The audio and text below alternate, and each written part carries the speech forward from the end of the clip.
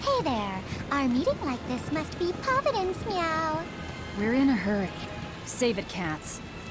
All the better, meow. I've just stumbled upon a perfectly nifty piece of stone just for you. What's it for? That's not a geoboard, is it? Bingo! I dug it out of some ruins, meow. They were made by Norman Meowny years ago for surfing along Earth pulses, but I can't use it, so I figured I'd pawn it off on someone else who could, meow. Wait, Norman made this? That doesn't exactly inspire confidence. Don't be so mean! We're capable of exceptional things! Sometimes. When a Norman speaks their own name, the board springs to life and whisks its masters away at top speed. They'll even plow right through weak demons. You can say it's our masterwork, even if we sorta stumbled on it by accident. Huh. Well, then I apologize. So we can ride this as long as we have Bienfu with us, right? Well, kind of. Do you have to use your true name to activate it? Not my true name, no. My Norman name. Wouldn't that just be Bienfu? No. Norman have a separate name that goes something like Norman so-and-so. It's almost more a title than a name. Often the name has something to do with what they're good at. Something like attack, or chain, or aqua. Right. You could say names like Bienfu and Grimoire are more like stage names. I actually don't know Bienfu's Norman name, but I can't wait to find out. What is your name, Bienfu? Come on, out with it. We're in a hurry. Norman Brave. Whoa, look at that! Wait, Bienfu. Your Norman name is Brave? That is so deliciously absurd! Why do you think I've never told you before, Bien? At least the board works, meow. And if we get on this board, it'll move us around? Well, about that. The board propels itself by pushing against Earth pulse flows. To do that, the board needs information on the flows, but this one here's a completely blank slate, meow. First, you need to find the geotrees in each area. They serve as a conduit between the surface land and the Earth pulses, meow. Once you've actually located a geotree, you can record that area's Earth pulse data into your geoboard, meow. Got it. This area's geotree is right over there, meow. All right then. So long as we find more geotrees, we'll be able to use the geoboard to travel much more quickly.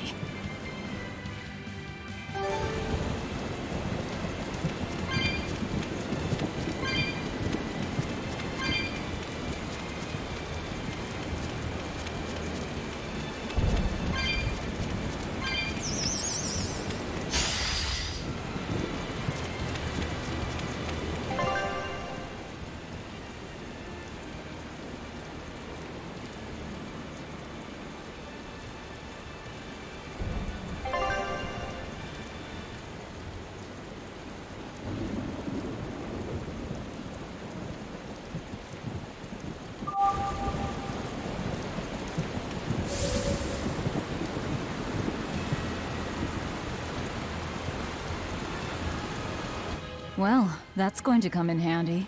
Yeah, and it's a lot of fun to ride, too. I could get used to this. I'm so worn out. I feel like I had to sprint the whole way here. Huh. Seems like operating the board saps a lot of energy from Bienfu. Even still, this board gives us a strategic advantage. Brave here will just have to bear a little exertion now and then. Yeah, Brave. Buck up. I believe in you. Be brave. Ah! Stop calling me that!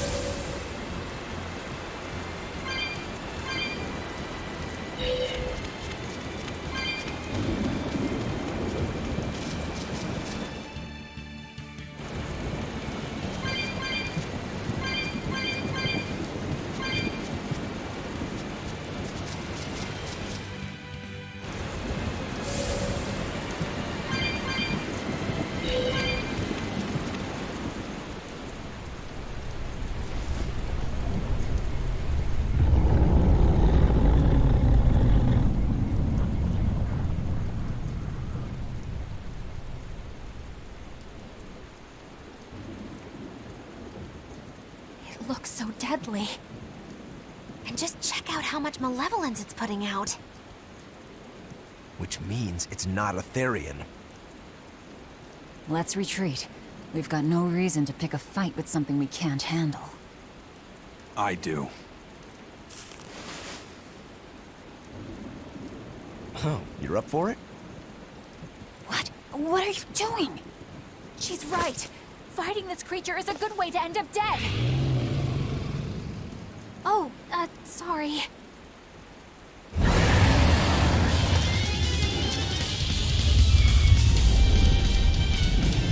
Well, no turning back now.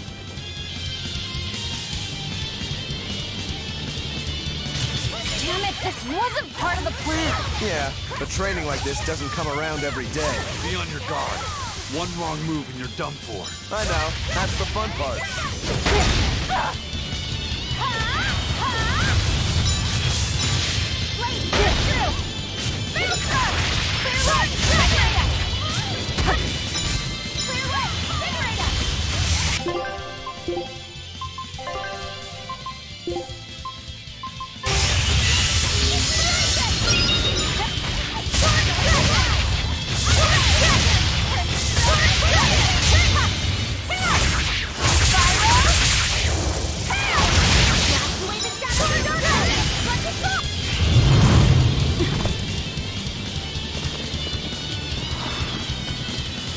Yep.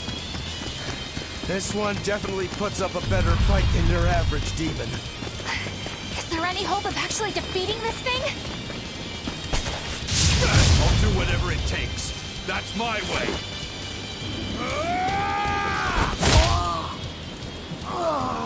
Zaveid!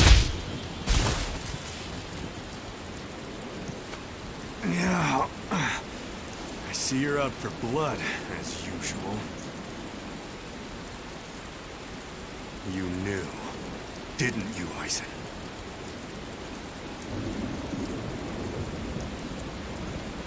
Out of my way.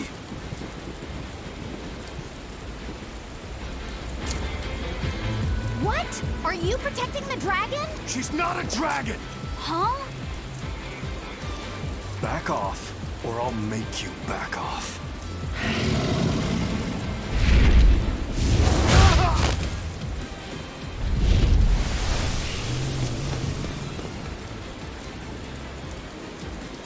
Damn, it got away! That hurts, babe. Here we hadn't seen each other in so long.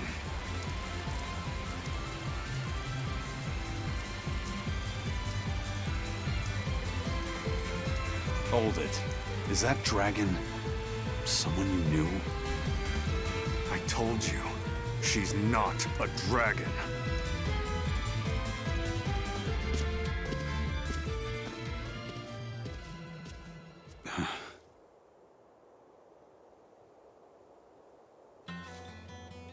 So, it seems old Check Out My Pecs and the dragon have some kind of close ties. Did I hear you right? We're talking about a dragon here. I know what I said. But how could that be? When Malachim are tainted by malevolence, a dragon is what ultimately results. So you're saying that dragon was a Moloch Zaveid once knew? She must be who he was praying for back in town. Yeah, most likely. But do Malachim put out malevolence like humans do? No, not by themselves they don't.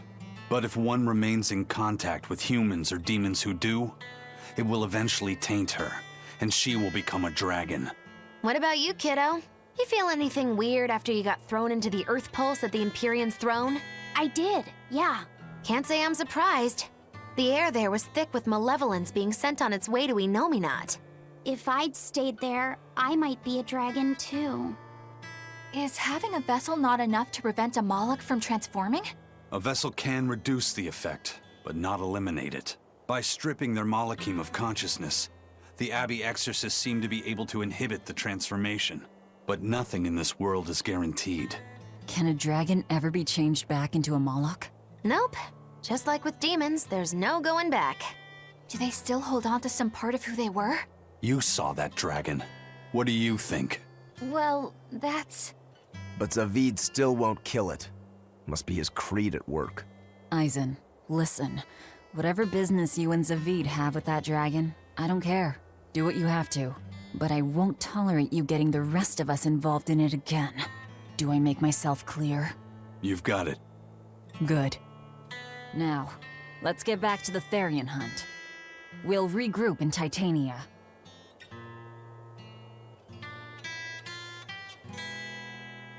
If what Eisen said is true, then could I wind up as a dragon someday? Or Eisen too? I don't know.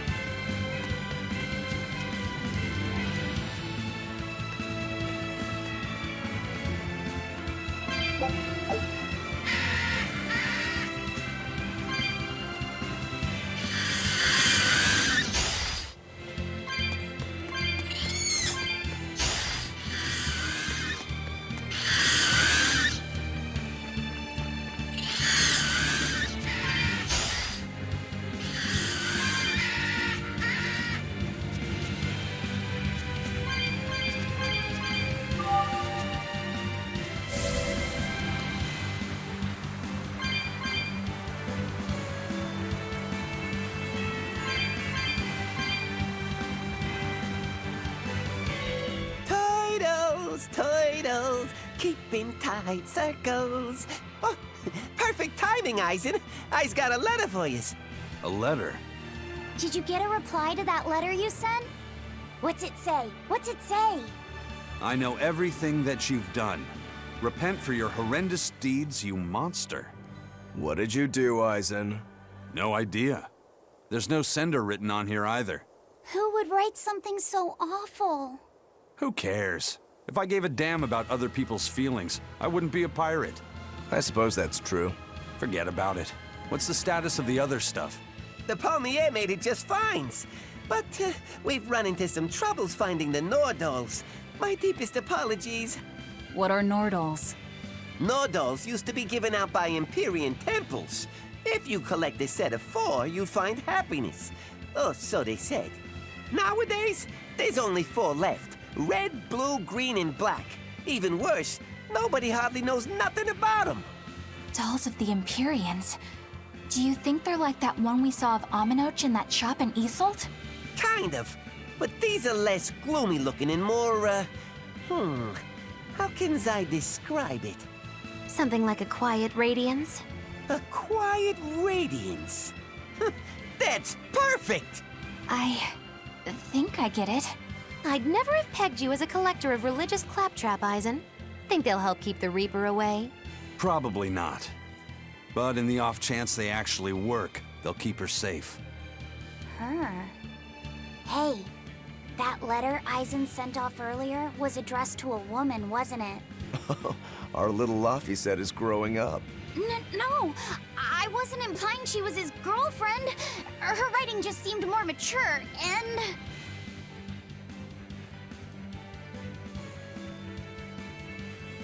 It's nothing like that. She's my younger sister. I didn't know you had a sister. She's the only family I have left. She and I live apart for various reasons. I'm guessing your death curse is one of them, huh? Mogiloo!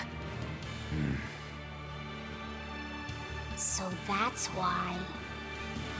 I'd be happy to help you look for those dolls, Eisen. Are you sure? Yeah.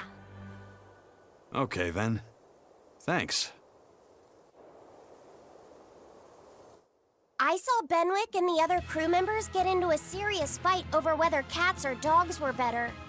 I don't get what the big deal is. I can't believe you could say such a thing! No conflict is more perilous than the one that has dogged mankind since the dawn of civilization! In the shadow of every war are the battles of dog lovers and cat lovers. Between each side lies a divide, maybe not all that deep, but unbridgeable all the same. I'd say we're lucky that the squabble you saw didn't escalate into anything more serious. I had no idea it was such a big deal. So what side do all of you fall on? I am, without a doubt, a cat person. Cats and witches have a long history together. Personally, I prefer dogs because they can cohabit with humans while following rules. But I like cats too, because they're cute. What about you, Rokuro? Shigure liked cats, so I don't. But I like dogs even less. Always wagging their tails for their masters. I feel the same way. Dogs will trade anything for food. Learning tricks, wagging their tails, getting friendly, and in time, even forgetting to howl. I think that's too cynical. Dogs make efforts to please humans so that we can live together. They're friendly and compassionate creatures. Then does that make you a cat person, Aizen? Actually, I like squirrels best. When I lived with my sister, the nearby forest had lots of nice, fluffy squirrels that would let me pet them.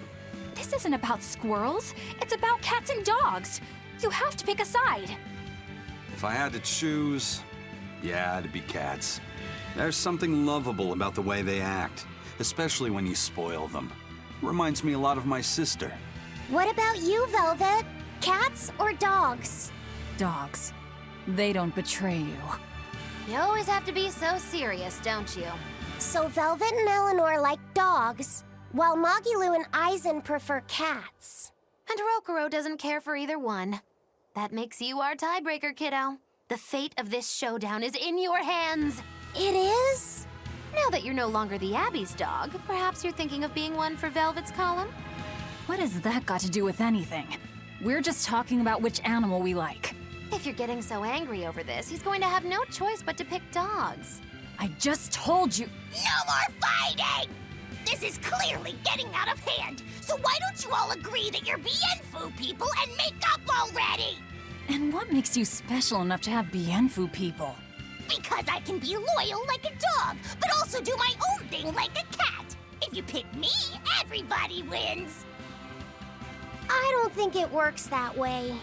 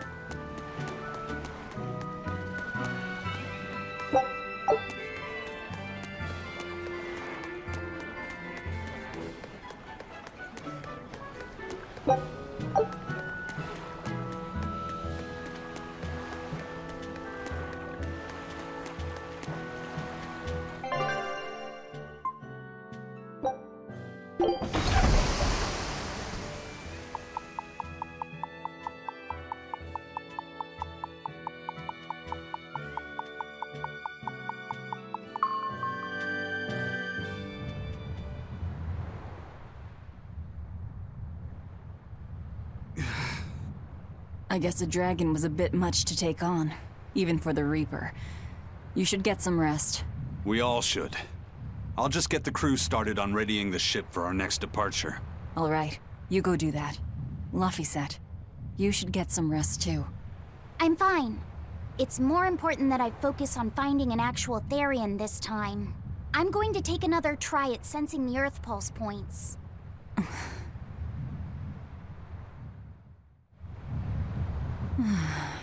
You're as stubborn as ever, Fee.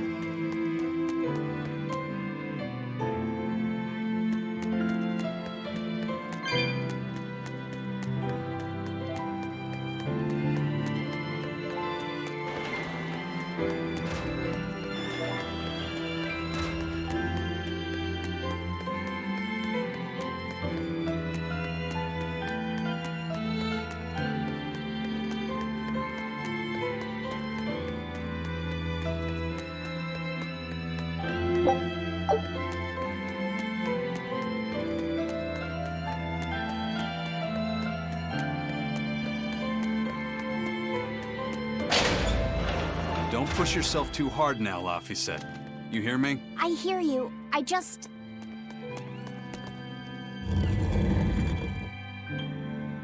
told everyone I could find the Therions, but I've only sent us to the wrong places. Eisen, is there any way to boost Amalok's powers? I guess it's okay for me to tell you this. The majority of Malachim today have their consciousnesses sealed away to be used as mere tools for the exorcists. But originally, Malachim were beings who received prayers from people, and in return bestowed their blessings upon nature and mankind. So you're saying that when humans pray to a Malak, the Malak receives great strength? Yes. In general, at least. Some Malachim, like me, buck the system and bring about misfortune rather than divine grace. Oh, that's unfortunate. But who would ever pray to me? Maybe you didn't lead us to any Therions, Fee, but it's not like we came back empty-handed. We found Orichalcum to use against Shigure, and we also learned we can hold our own against a dragon. Velvet. So where should we go next, Fee? Northgand! There's a big Earth Pulse point north of Hellawes. Works for me. Eisen? We can leave whenever you want. Doesn't matter to me. And I'm all set. Let's make our way to the harbor. When I say prayers, I don't mean outright worshiping. All I'm talking about are earnest thoughts and feelings directed at you. I see. So I'm already receiving prayers then.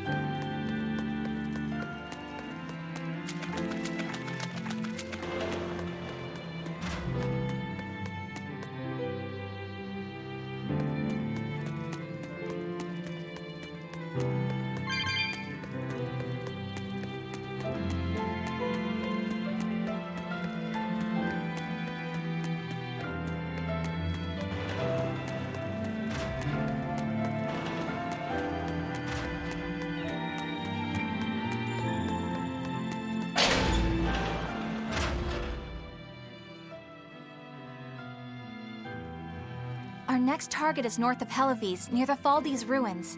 In light of everything we know, I'd say it's highly likely we'll find a Therion there. Let's hope. Then we should make our first stop, Port Hellawes. With the, mischief we got into last time, getting into the city might prove difficult. Benwick, how are things in Hellawes right now? That shipping guild that used to handle our mooring is pretty much toast. But for some reason, the Abbey isn't watching the port as much as they once were. Unfamiliar ships have been hauling in relief supplies, so if we pose as one of the transport ships, I think we can slip in.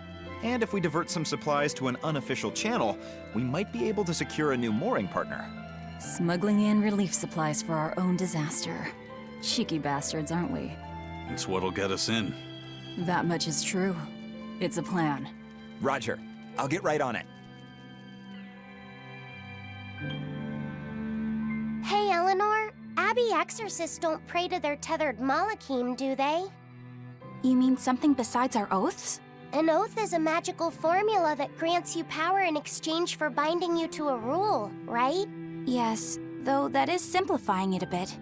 When Malachim receive human prayers, they bestow their blessings upon people and nature. Eisen told me that we Malachim grow stronger when humans pray to us. Prayers and blessings? I've never heard of that. I used to think the same way as the other exorcists, Malachim are merely tools that allow us the use of arts. Yeah, that's what I figured. But Innominat is different. The exorcists all worship him. They have faith in his mighty power. And not only that, the people of this nation pray to the Empyrean for salvation, just as Artorias instructs them. Ah, I get it now. See the wheels turning, do you, kiddo? Huh? Artorias founded the Abbey within the existing Church of the Empyreans, so that he could direct the people's thoughts towards Innominat, so that even while they lionize Artorias as their savior, they are made aware of Innominat's presence behind him. Everyone starts believing in Innominat. The prayers of the entire world go to him, becoming his power. After the centuries-long decline of Empyrean worship, he becomes stronger than anyone today could imagine. The pieces do fit. Oaths, prayers, blessings, the demon blight. So much in this world is affected by matters of the heart. They hold magical power, both effective and meddlesome.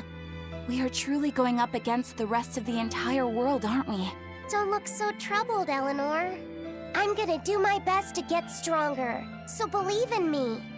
I am a Moloch, after all. Oh, Laphicet, you've become so brave so quickly. Have I? But you're still cute when you get embarrassed. Hey, why's your face so red? Huh? My face isn't red. Huh?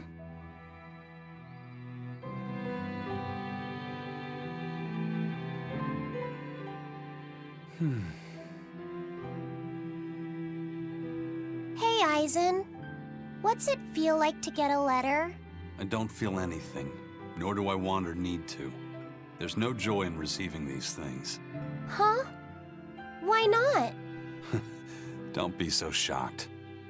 Look, it's just an invoice from the turtles. What's the big deal anyway? Do you wish you get letters too? Yeah.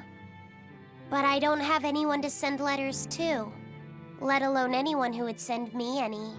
Laphicet, I've got a letter for you. What? Really? Who could it be from? The sender is... Bienfu? Yup. You got a letter from yours truly. I figured you'd be wanting someone to send you a letter right about now, so I wrote one up for you. What do you think? You're happy, right? Oh, yeah. Thanks, Bienfu. I'll even read it for you.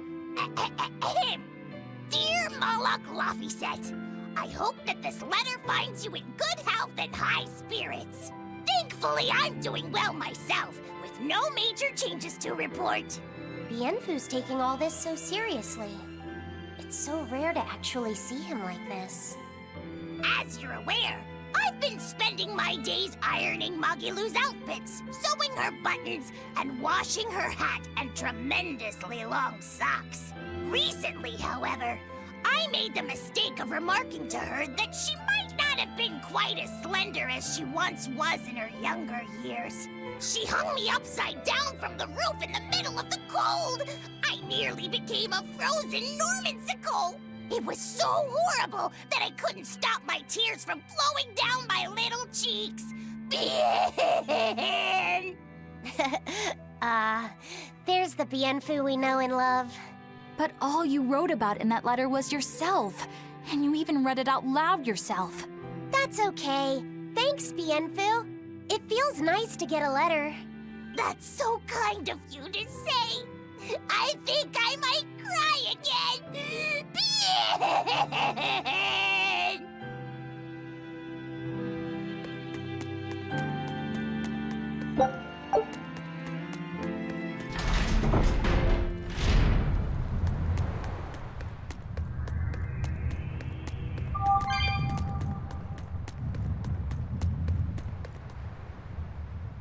We've loaded everything bound for Hellawes. With that much trade, I doubt anyone will suspect us. Any idea who can give us cover for docking?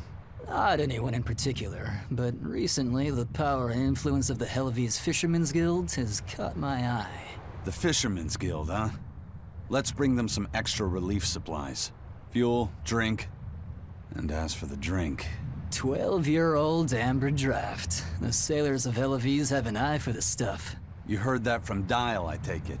He's got a sharp eye. He took a bottle in payments, but I say we turn a blind eye to it.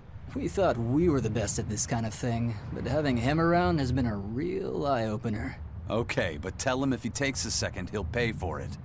Eye for an eye. Aye, aye. I'll keep an eye on him so that he doesn't sneak off with another bottle.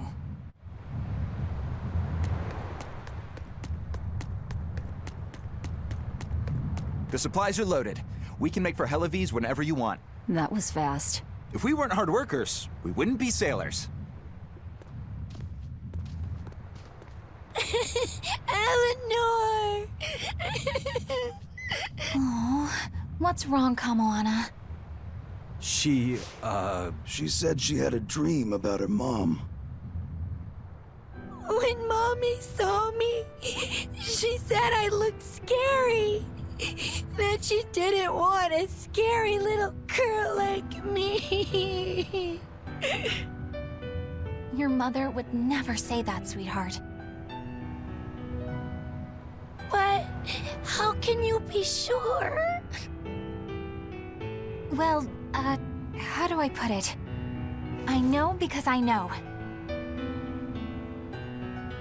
You're just lying to make me feel better.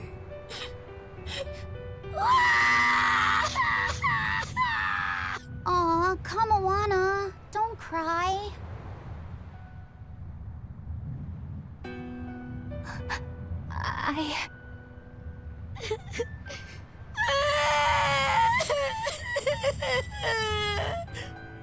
Oh, this is the part I hate about little kids. I'm not a little kid. I hate you, Velvet. I hate you. That's right, let it all out. Stop it! Stop it! Mommy! I saw my mommy! She didn't want me.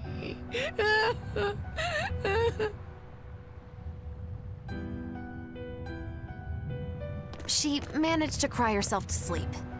They're not rational creatures. Sometimes you just gotta let them cry it out. You seem used to it.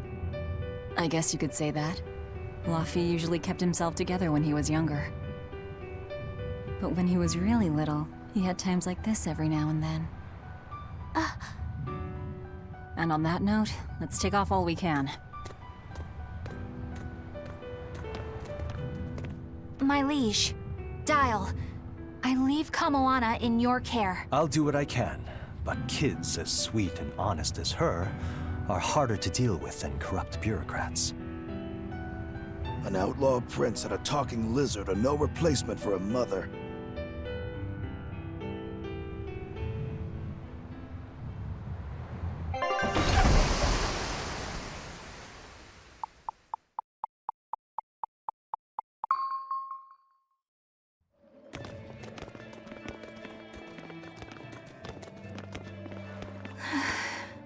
I do hope Kamoana isn't crying anymore.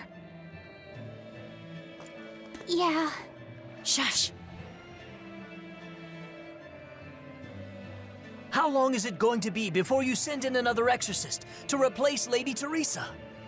With these demons clamoring at our gates, none of us feel safe anymore. You have our deepest sympathies, but we were sent here on a different mission. That's what the last exorcist who came here said before leaving for the north. What could be up there that's worth all that attention? Surely we're not all being punished by the Abbey for what happened with Medusa, are we? That is not the case. Now, if you'll excuse us, we have business to attend to.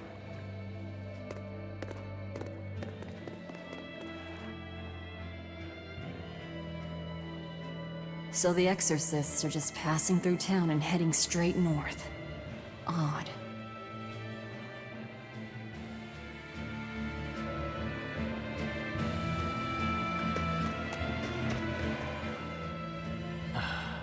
Ever since the Calamity showed up, everything's just gone to pot, I say.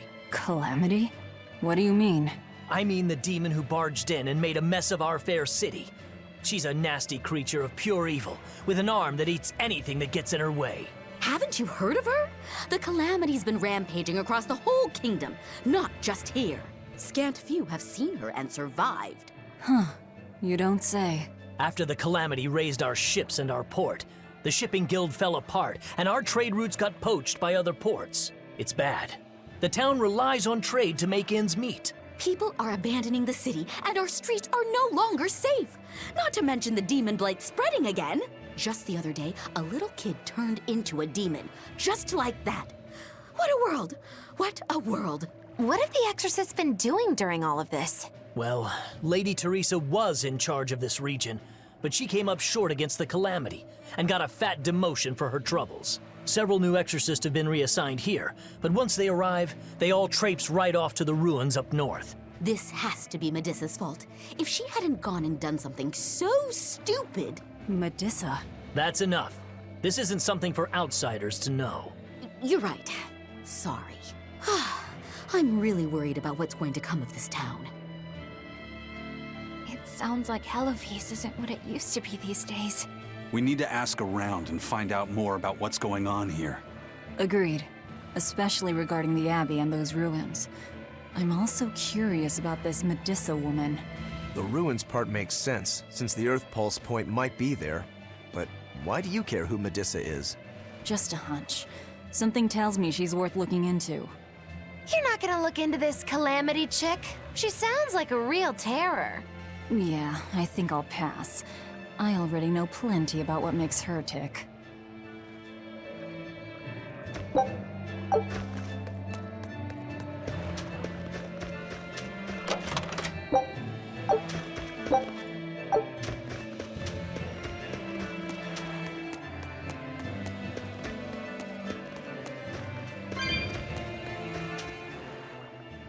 The demon attacks have ground trade to a halt. But people are slowly starting to fish again. Are you a fisherman too? Aye. This town got swept up in the recent trade boom. But back when I was a young lad, this was a fishing port through and through. Ever since the shipping guild took over the docks, all of us fishermen got muscled out. Making this a commercial port has helped the town grow. But a lot of people weren't so happy with the guild. It's too bad everyone couldn't just work together. Once money gets involved, people change. That's true no matter what age you live in. The people know it's the ones making the money who lead the charge. But we follow anyway. It's human nature. I hope everyone changes their minds once we start rebuilding. But who knows what will happen. Are you all right, Madam Eleanor?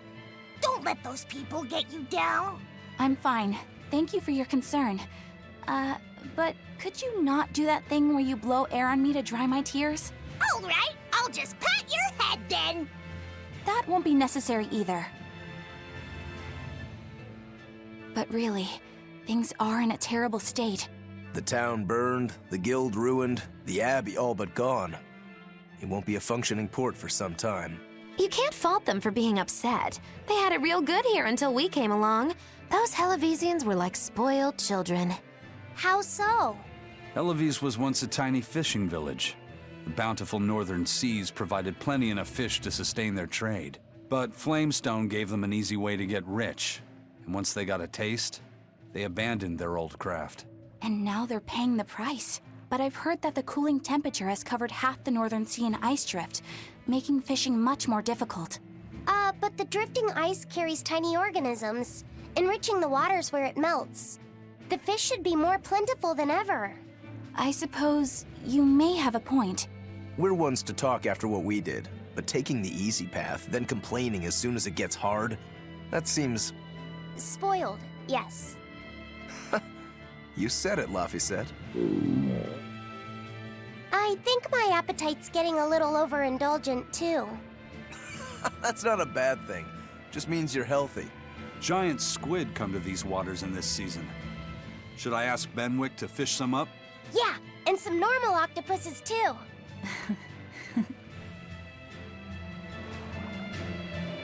This calamity is... us, isn't it? Well, we've been waging war with the Abbey everywhere we go, and now we're about to take it to a new level. If we pull the next therion off of the Earth Pulse point, it'll likely be Kamoana's village all over again. The same devastation? Ooh. I wonder if there's something worse than calamity that they can call us. This is no laughing matter. People turn into demons in part due to their own malevolence. It's not like they're entirely innocent. But if there's someone out there who's being forced to act as Inominat's mouth, like Kamawana was, isn't saving them the right thing to do? I cannot argue with that, but... You don't have to worry. I'm the one who will devour the barrier.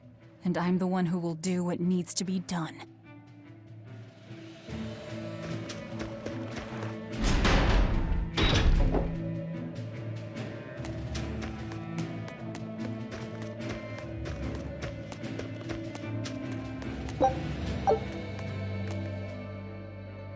Hey, do you mind if I ask you a few questions? Sorry, I'm busy. Try someone else.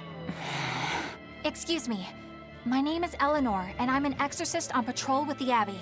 I was wondering if I could solicit your honest opinion about how this town is being run. Oh, I didn't realize there was an exorcist with you. Yes, please tell the Abbey we want Lady Teresa back. Her governance was strict, it's true, but at least we could live in safety. Now, all the exorcists run off to the Faldi's ruins and leave us here in the lurch. They value some dusty, faraway ruins over the lives of the good, hardworking citizens here. It's just wrong. We've always been cooperative with the Abbey's demands, and now this is what we get in return. I see. The Abbey appreciates your, candor. I'll pass your comments on to my superiors.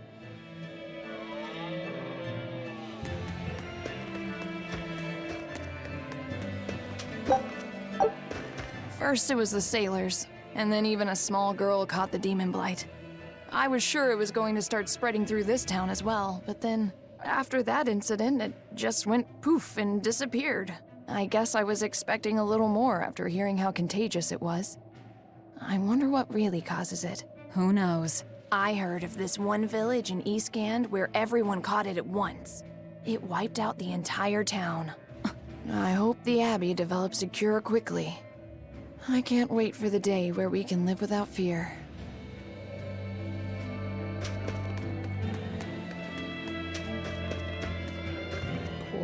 Poor Medissa. Are you a friend of hers? Yeah, she used to live just down the road from me. Medissa raised her daughter Diana all on her own. And then they up and murdered the girl. Murdered? By whom? The exorcists. Once Diana caught the demon blight, the damned Abbey exterminated her like a rat. How cruel. I felt just terrible, but I suppose there wasn't much else to be done with her.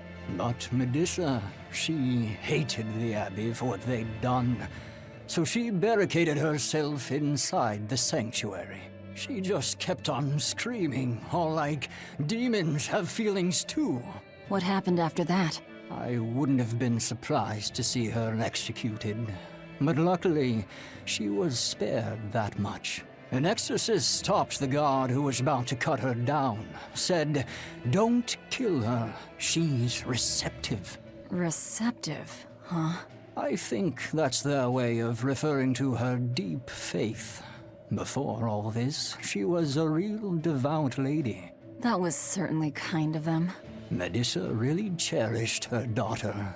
Can't much blame her for blowing up like that. But the Abbey, they don't care so much about feelings. Reason is all that matters to them. They don't take kindly to people disrupting their order.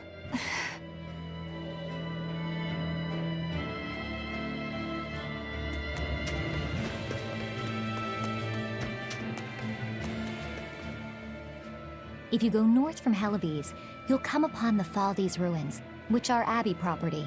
Mainly, it's used as a checkpoint for hauling ore that's extracted out of Mount Killerhouse. But between you and me, I hear the Abbey also uses it as a prison camp. A prison camp? Are they capturing demons? Heavens no! The demons they kill on sight. No, these prisoners are human criminals. Not long ago, this woman killed someone and locked herself up in the sanctuary. I hear she got hauled off to the camp. Why do you think the Abbey would use the ruins for a prison camp? Who knows? Maybe they need a place to deal out their harshest punishments. The Abbey's not known to be forgiving after all. But these are just nasty rumors I heard. Of course, I don't believe a word of it.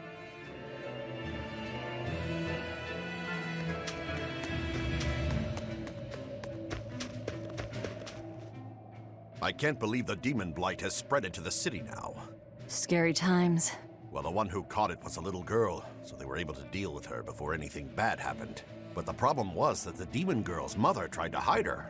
That's only human nature. These are dangerous times. We dare not let our emotions control us. One person's selfishness could endanger the entire community. Oh, right. Thankfully, an upstanding citizen noticed something suspicious and reported the child to the Abbey. But the mother went mad and killed him in retribution. And what makes it all the more lurid is, I heard the man she killed was a fellow she was actually thinking about marrying. The daughter had been dead set against her mother remarrying. You can taste the irony. That's horrible. She had it coming. If there's anything worse than demons, it's people who can't control themselves. So, Diana was a girl-turned-demon who was killed by an exorcist. And her mother Medissa hated the Abbey for it. And the Abbey is using the Faldees ruins up north as a prison camp. It's a lot like what happened to Kamawana, isn't it? It's natural for a mother to love her own child. To make that a crime. What I'm curious about is the use of the word receptive to describe Medissa. So long as there is one receptive to divine power, therions shall be forever reborn. If our interpretation of that ancient book is right, it likely means she's receptive to Inominat's power. Meaning they brought Medissa to those ruins where there's an Earth Pulse point, and then they made her into a therion. That would certainly put all the pieces together, yep. Plus, if this therion the Abbey created already hates them, that's all the better for us. Yeah, I imagine she'd be willing to work with us. Although, it sounds almost too easy. Did I jinx it? I just jinxed it, didn't I? Probably, but we won't find out until we try. True. Let's head for the ruins. And don't worry, you totally jinxed it.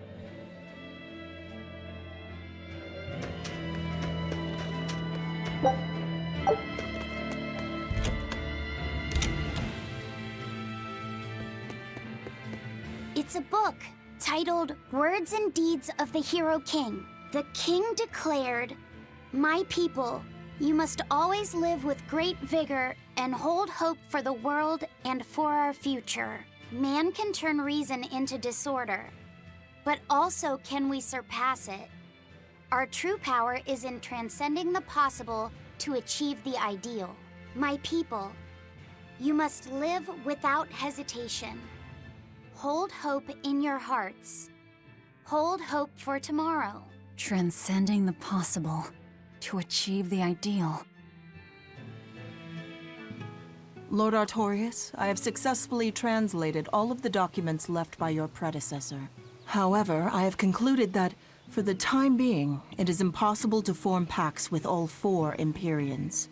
As I feared, not even my predecessor could achieve more than 2. I suppose using the 5th Empyrean is my only option. Is that even acceptable? Doing so would require... I will do whatever needs to be done. I betrayed my teacher. I betrayed the mission he gave his life for, that he entrusted in my hands. For a time, I thought I could bear the weight of my sins and go on living, with Celica by my side. But now, she's gone. Yes. Man can turn reason into disorder, but also can we surpass it? Our true power is in transcending the possible to achieve the ideal. I must bring about the ideal world. I couldn't protect the people I loved. But this, at least, I will accomplish. Arthur? Huh? What is it, Velvet? Were you just talking to someone? No, I was just thinking out loud. Oh, okay. I finished making dinner. Tonight is prickle boar stew. Plenty of meat, but not too heavy. Sounds great. Let's hurry on back home, then.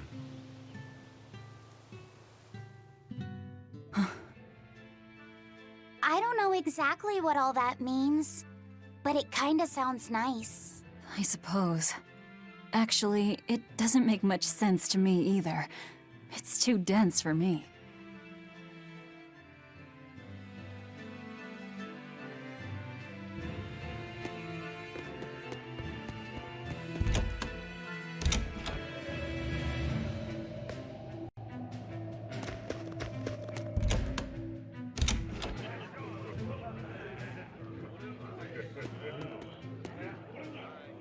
Now we have demons rampaging through our towns. Northgan's really had a string of bad luck. The weather's gotten even colder. Mercio's port is blocked by an ice drift, and hardly anyone sails the North Seas anymore. But relief supplies have made it up here, right? It may fill our bellies, but not our hearts. Huh? If the Abbey truly wants to save this town, there's something we need more than food or gold. Lady Teresa! If only I could be pierced once more by those fierce, ice-cold eyes. Oh, punish me, Teresa, my love! Wow. Can we make it so that he doesn't get any more supplies? Lady Teresa, my life is for you. Wow. Hi! I was wondering if you'd let us put on a little comedy show. What do you say? Sounds good to me. Just try and keep it low-key. I don't want to attract the Abbey's attention. Ha! That's a tall order. Wherever we go, the boy and I have him rolling in the aisles. The boy? Wait, you mean me? I sure do. I'll play the straight man, you play the funny one. Don't sweat it. Even if you mess up, you'll be adorable. The audience will just lap it up. Did you memorize the script I wrote you? Yeah, I think so. Great! I knew you could do it! But if you merely follow the script and adhere to its every word, you won't be very funny. You need to ad-lib in your own style. For you, that's buttering up the audience and winning them over. Ad-lib? I'm not sure I can do that. I have faith in you, kiddo. You're gonna discover a part of you that you never knew existed. Just focus on finding ways to charm our audience. Okay, I'll see what I can do. Oh, right! Then let's get this show rolling!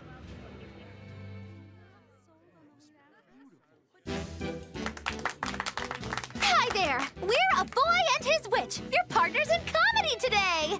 Magicazam! We're still new to the comedy business, but we'll do our best to give you a memorable show. I'm Fee, the cute one, and this blustering witch is... Muggy Lou! Wait, who are you calling blustering? Meow! Sorry, I just suddenly felt like doing an imitation. An imitation? Like, of a cat? Not just any cat, a nearby cat. Meow! You're losing them. Time to go on our charm offensive. Roll with it, kiddo. Every slip-up is just a new opportunity in disguise. See? It's supposed to be a pun on how cats sound and how near is pronounced. I didn't actually hear a nearby cat meow like that or anything. He's explaining the joke? Are you going crazy, Laphicet? What good does explaining a bad joke do?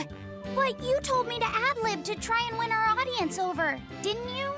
I figured maybe if I explained it to them, they'd get the joke and find it funny. Just stop. Even if they get the joke that way, it's just going to be sad. I don't mind that. I'm not afraid of messing things up. I just want to make sure our audience feels valued. No, you have the right idea, but... I guess I should mention, Moggy Lou's the one who came up with the script. She just made me come and act it out. I don't care if it made the audience happy, you just sold me out! I can't work with you like this. No way! I'd say we got a lot of ad-libbing into our routine today. How was the show? I'll just say one thing. You need a better writer. It wasn't me.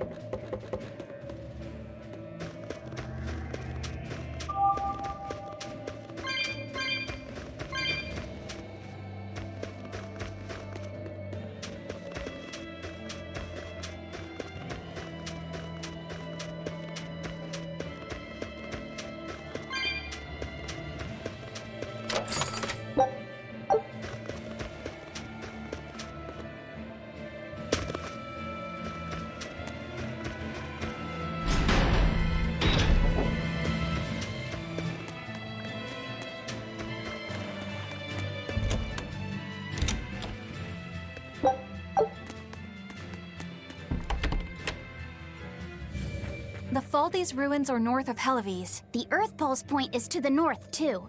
Probably in the very same place.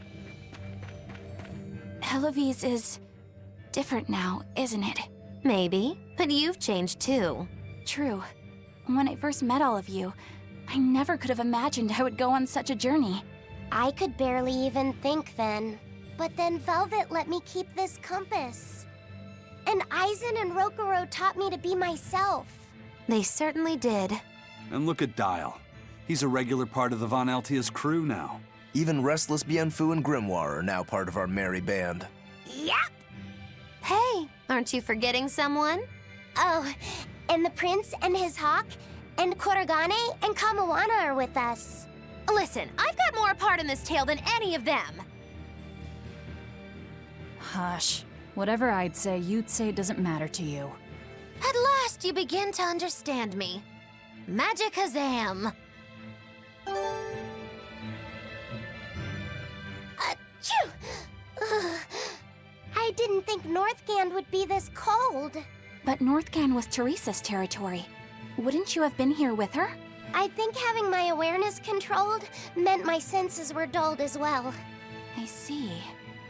But the cold doesn't seem to be bothering Eisen at all. In fact, everyone else seems comfortable here. If you shiver at these temperatures, you'll never make it on the high seas. In my youth, I practiced the blade under the blazing sun and through raging blizzards. Besides, when I turned into a demon, extreme temperatures ceased to affect me. The same thing happened to me. I used to hate winter. So that's some good luck. But what of yourself? You seem to be handling it just fine. I'm freezing, actually. I don't know how you stand it. I loathe the cold more than anything. That's why I've armed myself with a secret weapon. I've stuck thin, yet powerful, Cuckoo brand hand warmers all over myself. I even packed them in my shoes. Really? That sounds amazing. I'm willing to share, if you act like a dove. What? Go cuckoo, like a dove. Please share your cuckoo warmers with me. Cuckoo. You're no Velvet, that's for sure.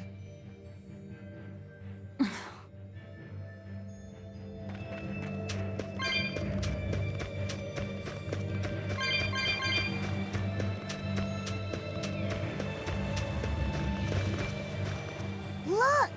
It's another ingredient for the Omega Elixir. A unicorn horn, huh? Hey! Whoa! Careful with that! If anyone other than a maiden of pure heart touches a unicorn horn, it loses all its powers. A maiden pure of heart. That's a pity. Nobody here fits that description. I beg your pardon. Just what kind of woman do you think I am? Well, when I think of a pure maiden, I think of a princess who's never lifted anything heavier than a pair of chopsticks her whole life. Your view of women is completely messed up. Is it? Well, personally, I'd liken myself to a maiden who's maxed out her purity stat by her third playthrough. But I'll defer to Velvet. Hey, Fee. Why don't you carry it? Me? Are you sure that's okay? Honestly, I don't know. But you're the one who wants to make this Omega Elixir. If you can't get the ingredients yourself, I don't see much point in keeping this up. Yeah, you're right. Don't worry about it, kid. Magilou's just quoting some old wives' tale. Unicorn horns are actually just tusks from a kind of whale called a narwhal. Why didn't you say that sooner? Eisen, you spoil sport! I totally had them on the hook! At least we've established that Magilou wouldn't be able to hold a real unicorn's horn. Well, for now, let's report our success to Vidal.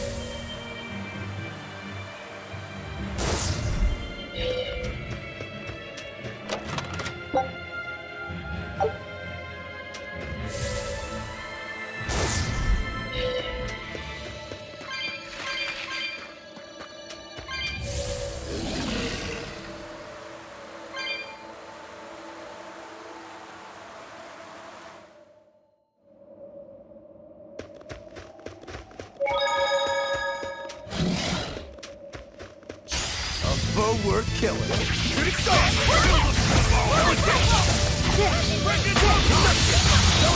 Double haze!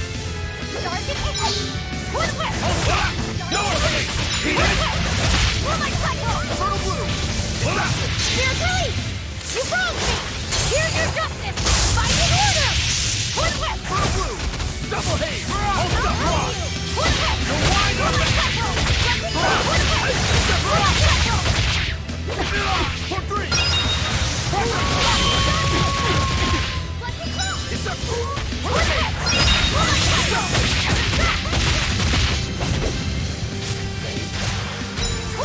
Jade Waves! No escape! It's a No escape! Armor crushing! Moonlight cycle! Heaven's wrath! For three! Dark Fang! Moonlight cycle!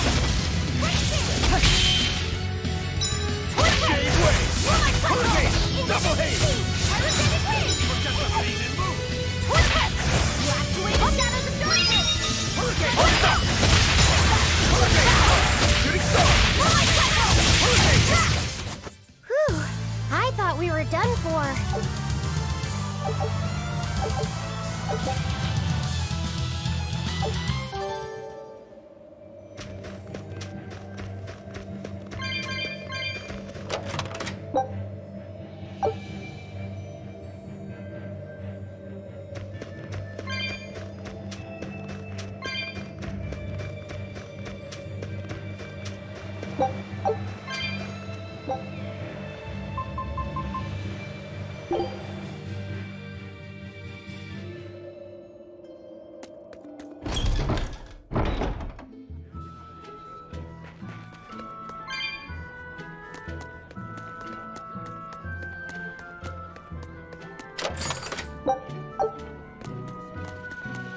This Nordal.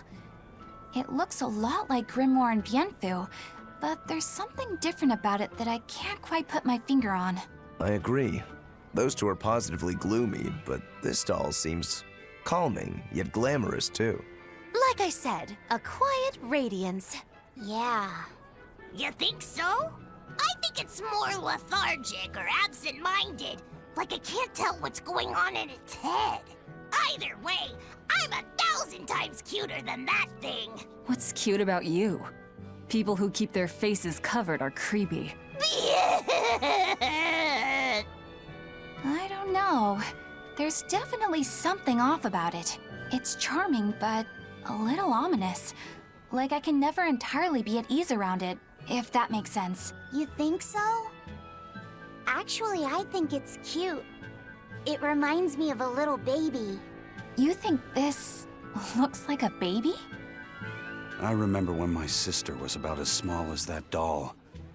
She had the tiniest little hands, and she tried to grip my pinky as best she could. Really?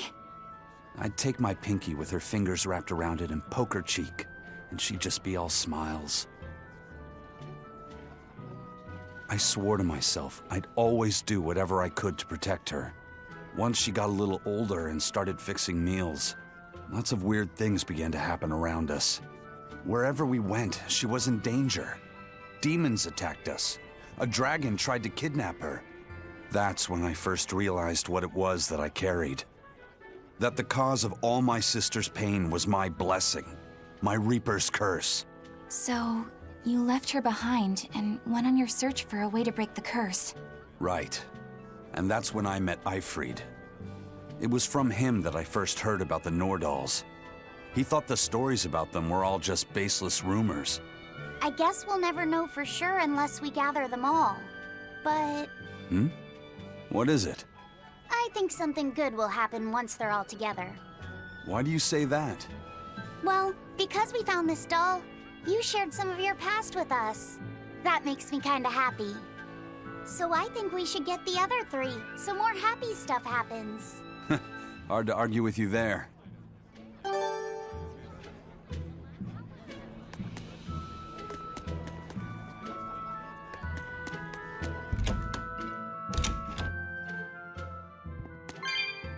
Next weekend is Bunny Bonanza Saturday. Bunny Bonanza Saturday? What's that? I've heard of this. You eat a hearty, healthy meal of rabbit meat to help you get nice and strong. You eat rabbits? No, silly. The night of the 3rd Saturday of every month, lonely people go to sleep hugging a rabbit. Huh. If you go to sleep with a fuzzy friend in your arms, you're sure to have good dreams. No, I'm sure I heard that you eat them too. You must be thinking of Rat Pig Roundup Saturday. There's a Saturday for rat pigs too? Yup. On the night of the 3rd Saturday of every month, people who aren't lonely eat rat pigs to get nice and strong. Makes sense. Rat pigs are great sources of nutrition. An amazing choice for anyone, lonely or not. The secret to a happy family is Rat Pig Roundup Saturday. That's what I always say. I feel bad for the rat pigs.